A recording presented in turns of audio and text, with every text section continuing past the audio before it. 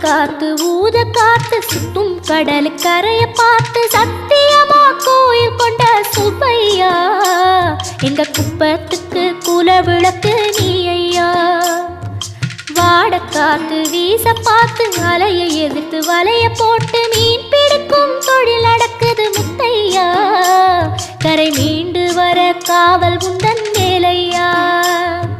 திருச்செந்தூர் ஆண்டவனே வேல் முருகா தினம் உனக்கு நன்றி சொல்வோம் மால் மருகா.